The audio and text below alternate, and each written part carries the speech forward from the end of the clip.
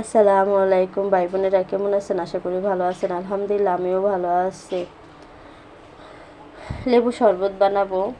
এখানে লেবু আর চিনি আর লেবুরা করে নিলাম। চিনিটা আগে মিশিয়ে নিলাম যেন চিনিটা গলা জায়গা। আর লেবু এখানে কাটটা চিপড়াই আসে করলাম। লেবু শরবত যেভাবে বানায় এভাবে যে আব্দুর রহমানে বসে রয়েছে, লেবু শরবত খাইয়ে খেলতে যাইব। ওর জন্যই বানানো হয়েছে। ও মানে ডাক্তারে বলছে শরবত খাওয়ানোর জন্য, পানি খুব কম খায়। তো এখানে আপনার ভাই আবার আসলো, তারে আমি আবার শরবত দিলাম যে নাও তোমার জন্য বানাইছি। ঠান্ডা পানি আমি মিশাই নেই, গরম দিয়ে সবাই অসুস্থ, এই কারণে ঠান্ডা পানি মিশানো হয় না। হ্যাঁ, আজকে রাত্রে এই জন্য রান্না করতে আসে, আজকে রাত্রে রান্না করবো এই কারণে। তাই বিকালবেলা আমরা সবাই আমার বড় ছেলের সাথে আবার সাক্ষাৎ করতে গেছিলাম। দুপুরে রান্না করতে পারিনি তা দুপুরে খাইয়ে চলে গেছি গা। বৃষ্টির পর্ব তো, তারপর যাইতে পারবো না। এক সপ্তাহ হয়েছে ছেলের সাথে দেখা করতে গেছি, আর যাইনি তা মনটা খারাপ লাগতেছে।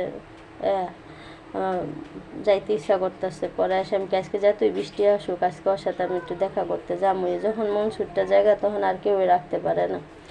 তাই ওর সাথে আমি সাক্ষাৎ করে তারপরে আসলাম। আইসা একটু রেস্টে থাইকা তারপরে রান্না করতে বসছি। আইসা দেখে আবার গ্যাস নাইকা। কন কেরুমটা লাগে এখন, রাত বাজে 9টা, এখনও গ্যাস আহে নাইকা। তা বাবুর আবার মাই নিয়ে গেছে আইসা। এই তাহলে আমি এই চান্সে পরে এসে আবার রান্না করে হালাইলাম। তা করলা কুচায়া করলার আগে ধুইয়া লইলাম পানি জড়তে, নাহলে করলার ভিতরে আগে না মানে দেখতাম বেশি করে তেল দিয়া করলারা বসাইতো, ওই তেলেই মা ভাজা ভাজা করে হালাইতো করলা। আর এখন করলার ভিতরে না পানি বের হয়, একটু মানে হইলে করলার পানি বের হয়ে যায়। তাই আমি এখানে লতি দিয়া ডাইল দিয়া শাপলা দিয়ে আমি রান্না করবো। আমার এই খাবারটা না আমাদের দেশে অনেক পছন্দ করে। তাই যাই হোক, এখানে আমি ডাইলে আগে পিস স্টাইলে পিসটা আমি উঠাই রাখছি। তাই এখানে ডাইল আমি দিয়ে তেলে ভাজা ভাজা করে এনে হলুদ মরিচ লবণ দিলাম, দিয়ে শাপলাটা আমি সিদ্ধ করে রাখা দিয়েছি আগেই। ওই যে বললাম গ্যাস নাই, এই কারণে শাপলাটা সিদ্ধ করলাম আর লতিটা সিদ্ধ করলাম।